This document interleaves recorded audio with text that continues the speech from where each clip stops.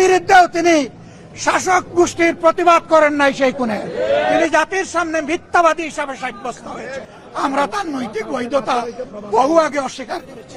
যারা ফ্যাসিস্ট সরকারের দূষর ছিল, যারা খুনের সহযোগী ছিল, তারা কেউ যেন এখানে কোনো বক্তব্য রাখতে না পারে। এই প্রেসিডেন্ট তিনটা কারণে অপরাধী, যার বক্তব্য এই মহান সংসদে আমরা শুনতে পারি না। প্রথম কারণ হচ্ছে তিনি সমস্ত খুনের সহযোগী ছিলেন।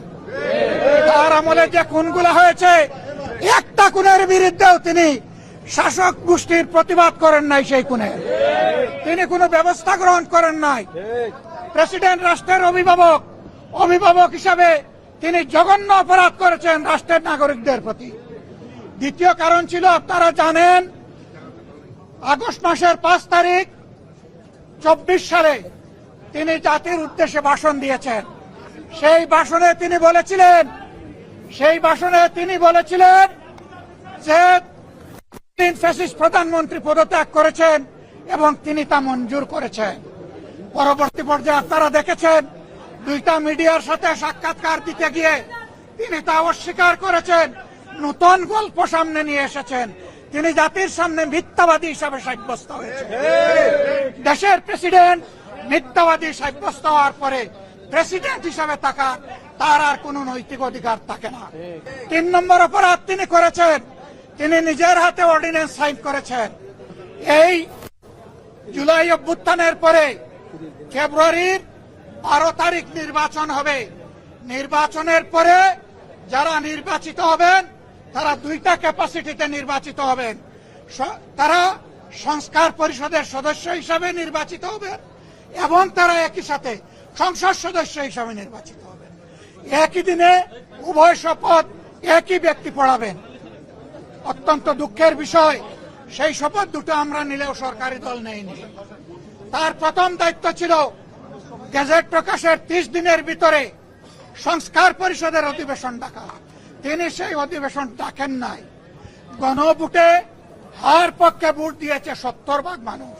তিনি 70% জনগণকে, দেশবাসীকে অপমান করেছেন। এখানেও তিনি অপরাধ করেছেন। এই 3 অপরাধের কারণে আমরা তার ভাষণ শুনতে চাইনি এবং আমরা সরকারি দলকেও অনুরোধ জানিয়েছিলাম, স্পিকার মহোদয়কে অনুরোধ জানিয়েছিলাম তাকে যেন ভাষণ দিতে দেওয়া না হয়। তারা আমাদের কথা গ্রাহ্য করেন নাই। আমরা সংক্ষুব্ধ হয়ে সংসদ থেকে বের হয়ে এসেছি। আমরা আগামীতে এই সংসদে কোনো অন্যায়কে আমরা বরদাস্ত করব না এবং মেনে নেব না। আমরা জনগণের স্বার্থের পক্ষে লড়াই করে যাব, অধিকারের পক্ষে লড়াই করে যাব।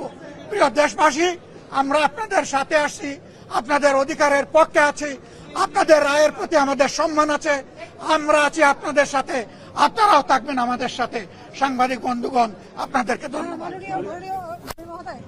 গত 1.5 বছর এই রাষ্ট্রপতি 133টা অধ্যাদেশ জারি করলো, তার সই জারি হলো। সেই অধ্যাদেশের জুলাই সমেত তার আছে।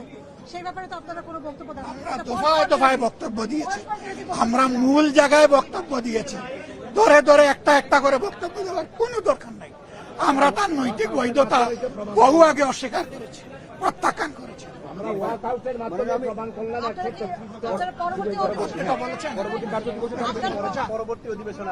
অবশ্যই আমরা যাব। আমরা জনগণের পক্ষে কথা বলতে এখানে এসেছি, জনগণের অধিকারের জন্য লড়াই করতে এসেছি। এই সংসদ কারো একার নয়, এটা 18 কোটি মানুষের সংসদ। আমরা তাদের প্রতিনিধি হিসাবে অবশ্যই আমরা সংসদ। আপনাদেরকে ধন্যবাদ। ধন্যবাদ।